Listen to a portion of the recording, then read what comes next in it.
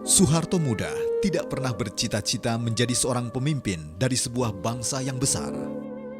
Namun jalan takdir dan sejarah membawa Soeharto menjadi salah satu presiden Indonesia yang memberikan banyak sumbangsi dalam proses pembangunan Indonesia.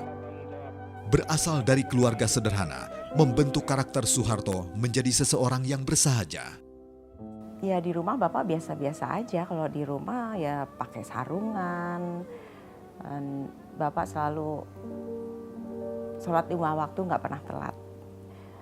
Kemudian kalau ada waktu senggang sore-sore, Bapak piara burung-burung perkutut ya, dikasih makan burungnya atau ikan lohan. Dan Bapak hobi baca juga, jadi suka baca di rumah.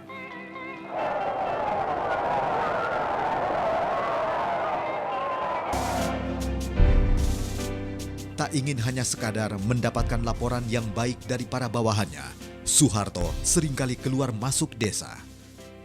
Kunjungan rahasia dan tersembunyi untuk mengetahui kondisi rakyat sebenarnya. Hanya beberapa orang saja yang menyertai perjalanannya yang disebut incognito atau menyamar.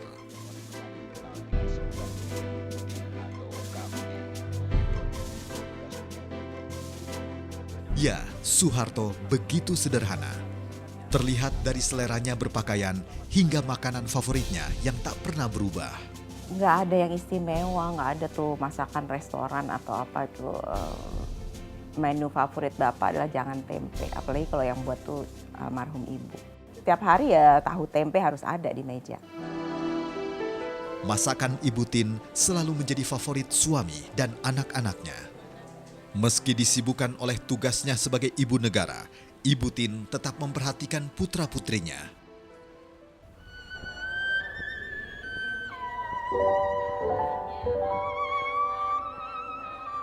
Namun takdir berkata lain. Kebersamaan Pak Harto dan Ibu Tin berakhir pada tahun 1996 ketika Ibu Tin berpulang.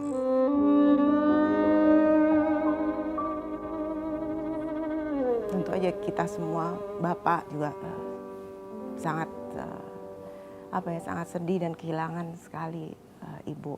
Walaupun Bapak tidak pernah menunjukkan kesedihan beliau itu ke masyarakat, sekalipun ke anak-anak juga tidak pernah kasih lihat itu. Beliau adalah selalu berusaha untuk tegar, tapi kita tahu bahwa Bapak sangat kehilangan Ibu. Kepergian Ibu Tin Soeharto membuat seluruh anak-anak semakin dekat dengan sang ayah. Terlebih saat Soeharto tak lagi menjabat sebagai Presiden Republik Indonesia, Soeharto tetap menjadi berita. Bertubi-tubi ia mendapat tekanan dan tuduhan bahwa ia melakukan pelanggaran selama masa jabatannya. Bapak adalah seorang pemimpin yang sudah teruji puluhan tahun menghadapi hujatan-hujatan dan tekanan-tekanan sedemikian rupa. Beliau tidak sekalipun mengeluarkan perkataan mencaci maki atau komplain atau apa, tidak. Beliau sebagai orang beragama, beliau hanya memasrahkan kepada Yang Maha Kuasa.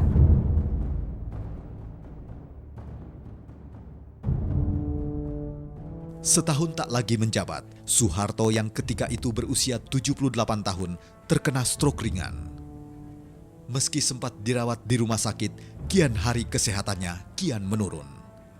Bahkan pada tahun 2006, Soeharto kembali masuk rumah sakit akibat adanya pendarahan usus.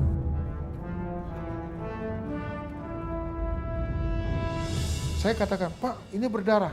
Tapi Bapak mengatakan, tidak, diam saja.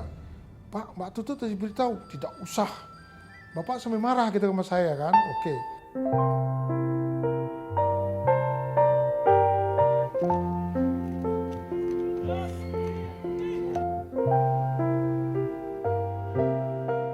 Setelah berjuang melawan penyakitnya selama 9 tahun, akhirnya Soeharto kembali kepada Sang Maha Pencipta.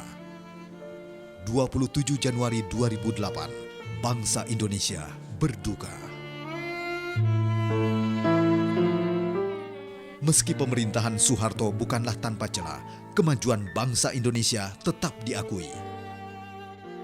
Jadi di situ sikap negarawan Bung Karno, sikap negarawan dari Pak Harto itu perlu kita angkat.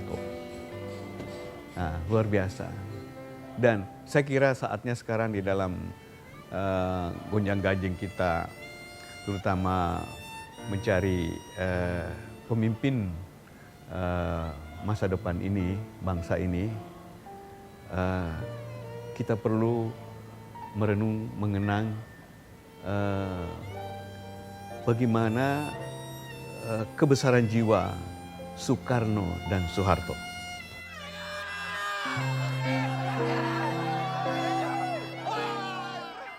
Empat 14 tahun berlalu setelah reformasi digaungkan, pro dan kontra masih mewarnai perjalanan sejarah politik bangsa Indonesia.